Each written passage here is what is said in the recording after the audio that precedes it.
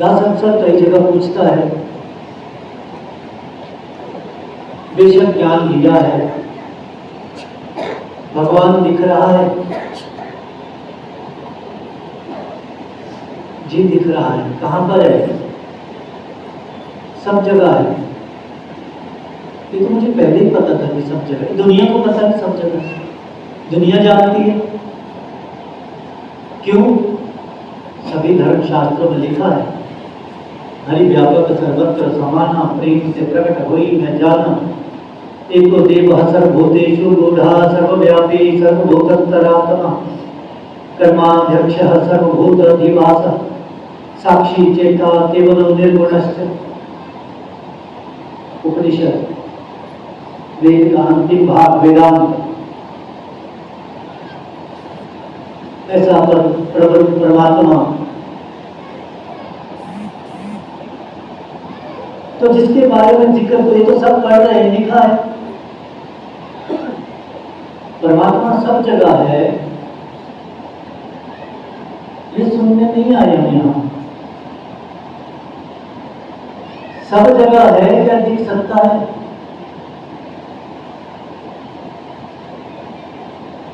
सब जगह है तो पहले भी कर रहे थे, सारी चीजें पहले भी कर रहे थे, दिख नहीं रहा था। दिख नहीं रहा था तो फिर वो क्या था? वो कल्पना थी।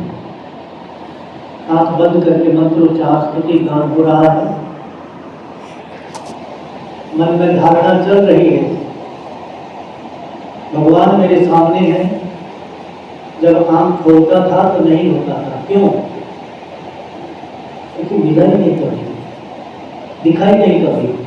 तो ये सब क्या चल रहा था? ये कल्पना थी परमात्मा के प्रति, लेकिन ये परमात्मा सब देख रहा था, सब जान रहा था। और फिर दास एक बात इसमें जोड़ना चाहेगा कि ये परमात्मा का जो ज्ञान, ये जो ब्रह्म का ज्ञान मिलना, ये जो हमें मिल गया है, ये संयोग नहीं है, ये कोइंसिडेंस नहीं है कि जी मैं भी जा रहा था, मेरे साथ कोई महात्मा रहते थे, वो मुझे एक दिन ले आए और बिठा दिया जान लेने। हम तो जी जिस परिवार में जन्मे, बचपन से यही बातें सुनी है, मुबारक है। लेकिन ये केवल संयोग नहीं है, इसके पीछे बहुत बड़ा कोई ना कोई कारण है, प्रारब्ध है, जो मुझे नहीं पता, लेकिन इसको पता है, ये जानता है। पता नहीं कितनी बार, कितने जन्मों से ये प्रार्थना की होगी, प्रभु कभी मिलोगे भी। ये कितने जन्मों से ये ना जाने कितनी बार ये प्रार्थना की गई होगी, याचना की गई होगी, न जाने कितनी बार ये परिकल्पना की गई होगी कि अगर भगवान कभी मिल गया तो क्या मांगूंगा। इतना ही सीख पाए थे ज्ञान से पहले, तो भगवान अगर कभी प्रकट हो भी गए तो क्या मांगूंगा, क्योंकि भगवान से तो मांगना ही होता है। तो भगवान भी कहेंगे तथास्तु एवं अस्तु, जब बस ऐसा ही हो, इतना ही सोच पाए। बेशक पठन पाठन मुबारक है, इतना सबके बावजूद भी ये परब्रह्म परमात्मा दिख नहीं रहा था, सब कुछ गाया जा रहा था। नारद नाम हम बसाने के तुझे, योगी नाम हृदयाम च यत्र भक्त दायन्ते तत्र तिष्ठति नारद।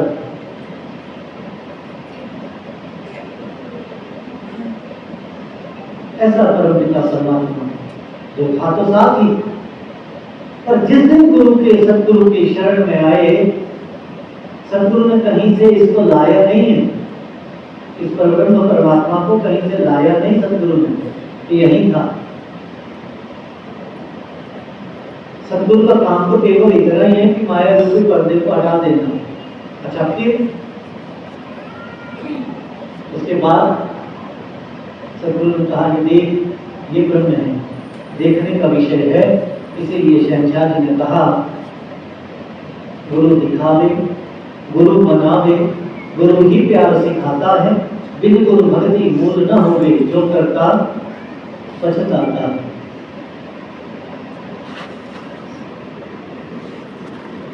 परमात्मा की तरफ से कोई बंधन नहीं है। श्वेता शत्रुपनिषद में जिक्र आता है, परमात्मा की तरफ से कोई बंधन नहीं है। ये जीव ऐसा कभी नहीं हुआ कि तू शरीर रूप में विचरण कर रहा था और ये ब्रह्म नहीं था, ऐसा तो कभी नहीं हुआ। ये परमपिता परमात्मा तो केवल एक उम्मीद, एक आस की कब तू तत्ववेता की शरण में जा करके अपने निज स्वरूप को जान करके इस निज स्वरूप में विलीन हो जाएगा। इतनी सी बात। कोई नहीं भी करता है, कोई जरूरी नहीं है, इसकी तरफ से कोई जरूरी नहीं है। वो तो मैंने बनाया है, सब सिस्टम बना हुआ है।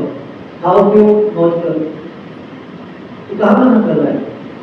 ये मना नहीं कर रहा है। सारा सिस्टम बना हुआ है, जितना भी जीव जगत बना हुआ है सब बना हुआ है। इसलिए कहा जाता है कि इस ओर इच्छा होना, ये जो मानुष तन मिला है, इसको इसलिए उत्तम, इसलिए भाग्यशाली, इसलिए बड़े भाग कहा गया है। इस मानुष तन में वो क्षमता है, वो पोटेंशियल है, वो काबिलियत है, एक काबिलियत अधिक है बाकी शरीरों से।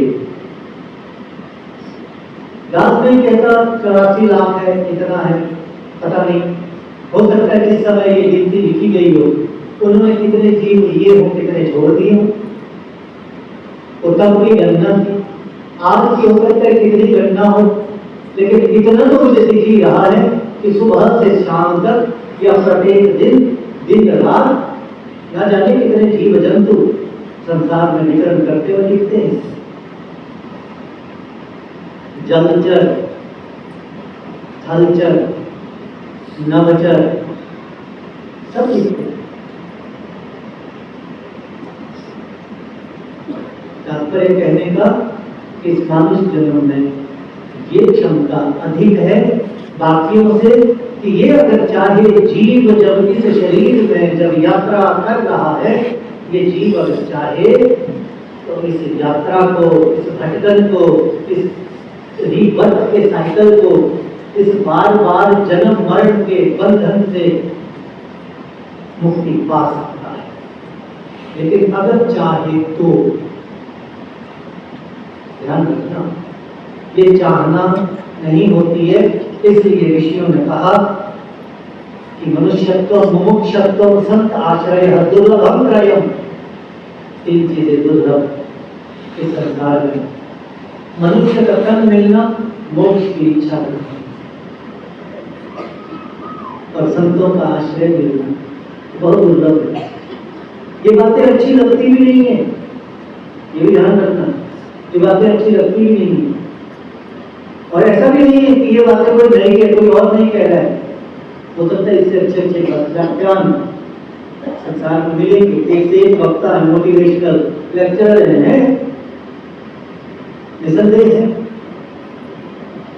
लेकिन जहां इस तत्व रूप का जिक्र किया जाता है, ये इतना आसान नहीं है कि इस बात में इंटरेस्ट आ जाए। भगवान को जानने की बात में इंटरेस्ट आ जाए, इतना सरल नहीं है।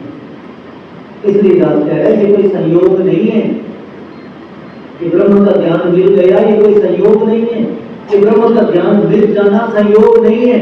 ब्रह्म ज्ञानी के सभा में बैठ जाना संयोग नहीं है, ये कोई ना कोई प्रारब्ध है। नहीं तो आप महात्मा ना जाने कितनी वर्षों से अपने घर से इस सत्संग में आ रहे हैं, ना जाने कितनों ने आपको आते हुए देखा होगा और कितने ये भी जानते होंगे अमुक नाम का ये व्यक्ति हमारा पड़ोसी, हमारा रिश्तेदार सत्संग में जाता है।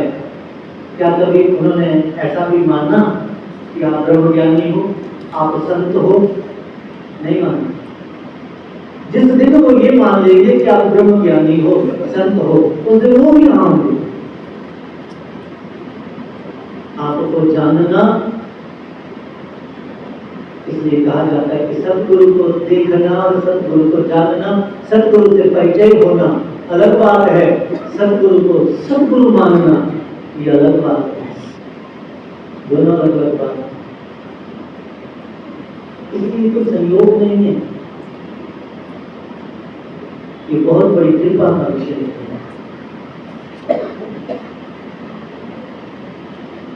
कह रहा था कि इंद्रेस का होना,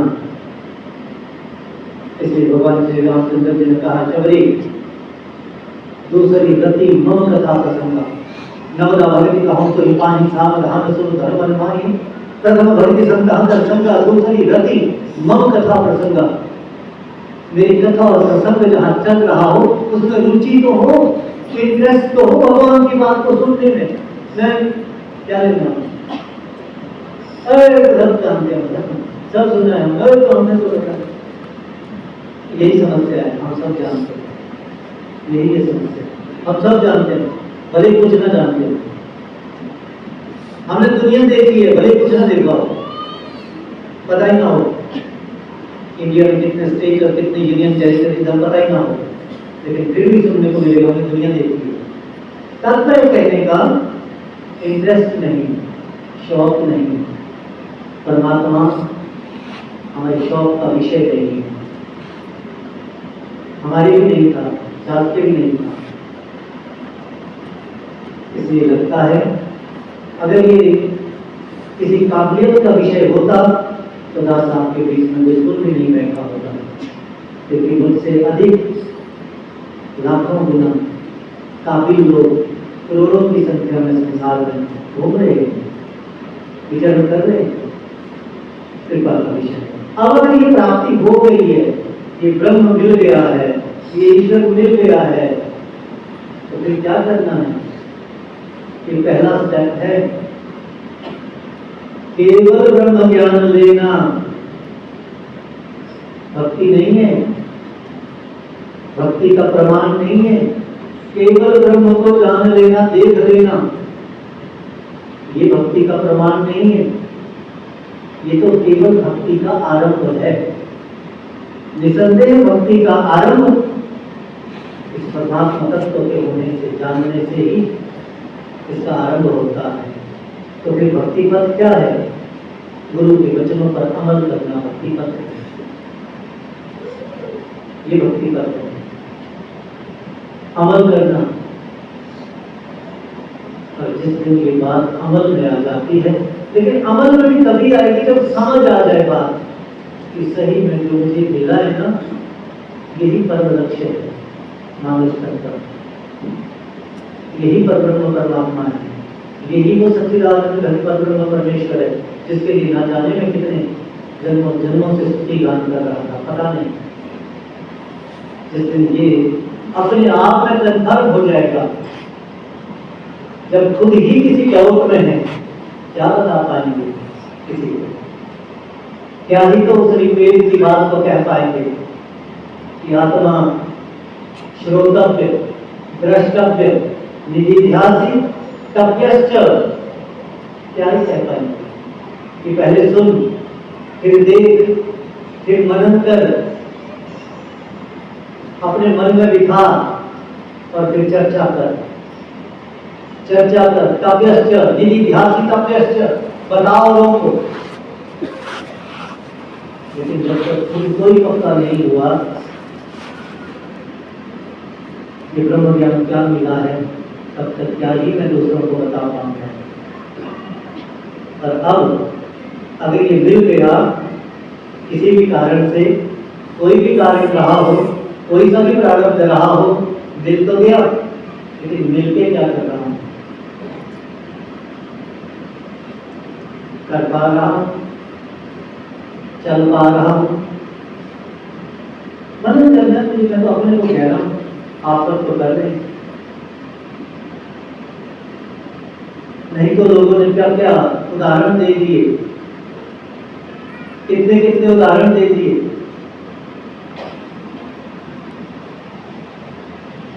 जीवन ऐसा बना दिया, बन गए।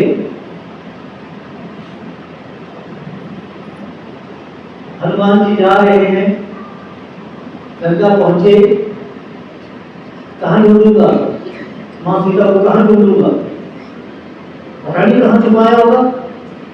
इतना ख्याल आते ही सुनता है कि कोई राम नाम का सुमिरन हो रहा है। हैरान हो गया, अभी तो सोचा ही था यहां पर भी इंतजाम है। पहुंचता है, आप कौन है श्रीमान? मेरा नाम विभीषण है, मैं रावण का भाई हूं। हैरान हो गए, एक भाई वैसा, एक भाई ऐसा। तो सोच रहे हैं प्रभु आपकी लीला बड़ी कमाल। अब वो कह रहे हैं आगे से, आप कौन हैं? क्योंकि आपके प्रति मेरे मन में प्रेम उपज रहा है। जल्दी बताओ आप कौन हैं? जिसका आप नाम सुमिरन कर रहे थे, मैं उन्हीं का एक सेवादार हूं, एक सेवक हूं। इतना कहने पर दोनों गले लगते हैं। वैसे ही अश्रुधारा निकल जाती है और वहीं पर वो कह देते हैं, तामस तनु कछु साधन नाही। कहते हम तो यहाँ पर तामस प्रवृत्ति वाला में क्या ही मेरे पास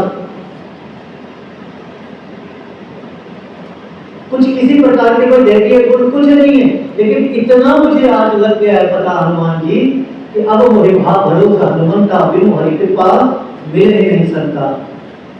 मुझे भरोसा हो गया है, मुझ पर प्रभु की कृपा हो गई है। क्यों? कहते आप जैसा संत बिना हरि की कृपा के मिलता ही नहीं है। उसी समय फैसला दे दिया, अभी तो मिले ही नहीं है, लेकिन फैसला दे दिया। तो मैं अपने आप में सोचता हूँ, वर्षों हो गए आप ब्रह्म ज्ञानियों के बीच में विचरण करते हुए, मुझे कब भरोसा आएगा?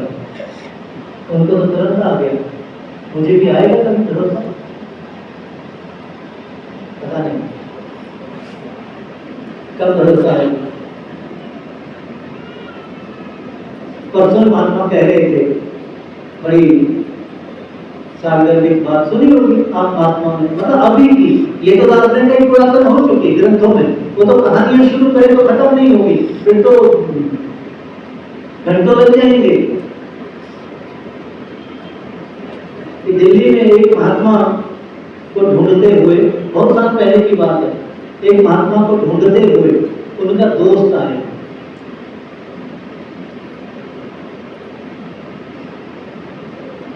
जब दोस्त आया तो पूछा, गाड़ी साइड में लगाई, आया, अब पूछने लगा महापुरुषों से, कहते महाराज फलां नाम के व्यक्ति से मिल रहे हैं।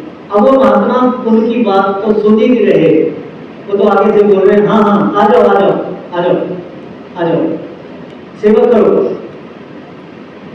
अब जो वो व्यक्ति आया वो कभी सत्संग नहीं आया, उसको पता ही नहीं है, वो तो दोस्त है, वो तो मिलने आया है किसी से, लेकिन महात्मा ने सेवा में लगा दिया, आ जाओ आ जाओ आ जाओ आ जाओ, तो बाद में मिल जाएगा, आ जाओ आ जाओ, सेवा करो पहले, आ जाओ। ले गए, हाथ से पकड़ लिया, और सेवा क्या हो रही थी? सीमेंट की गाड़ी लगी हुई थी, सीमेंट लोड हो रहा।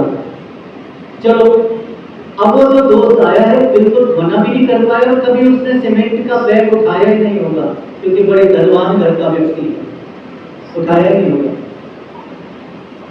अब गाड़ी लोड भी हो गई, फिर कहने लगा कि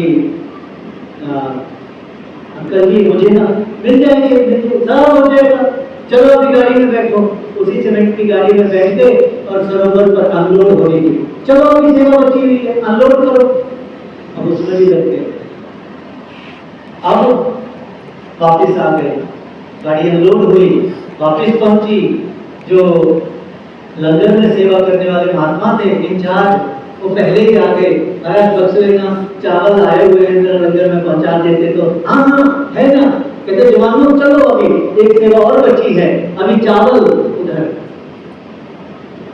अब वो भी बेचारा जो पहली बार आया है कि मैं ऐसा कैसे फंस गया यहाँ पर, ये तो छोड़ ही रहे हैं, अब चावल भी उतार दिए।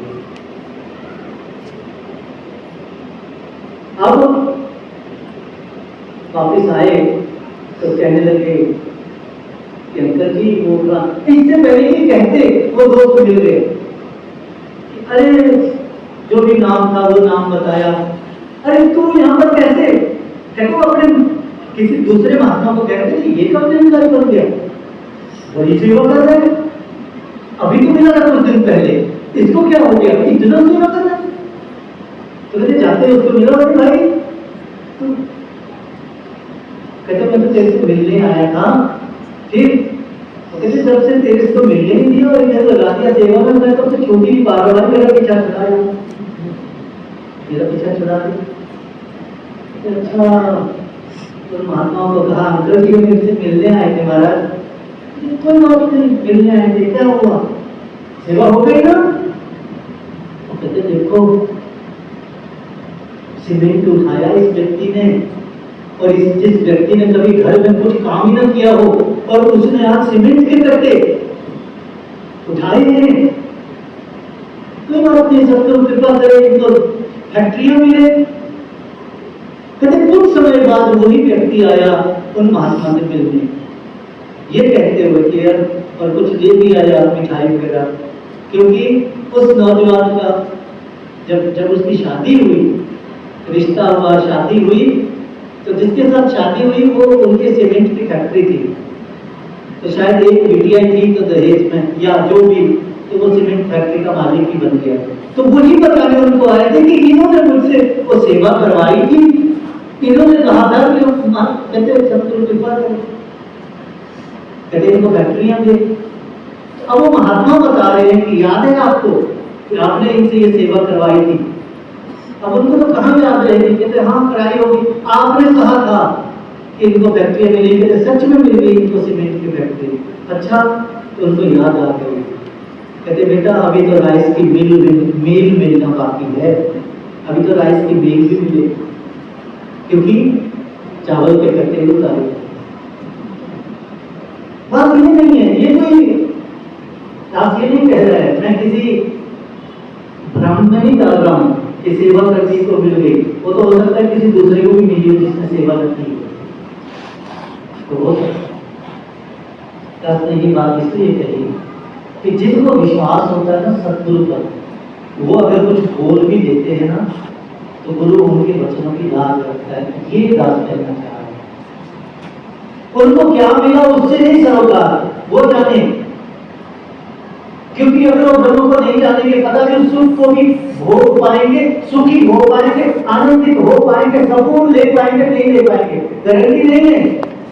पर एक ब्रह्म को जान करके जो इसको अपना देगा वो आनंद पाएगा, इस बात की गारंटी है, वो सुकून में रहेगा, इस बात की गारंटी है, 24 घंटे रहेगा, इस बात की गारंटी है। डॉक्टर इस बात को इसलिए कहना चाह रहा है कि जो इसके साथ, जो इसके वचनों को जो अमल लगाता है, उनके मुखार में से कुछ निकल भी जाए ना शब्द, निरंकार टहरा देता है।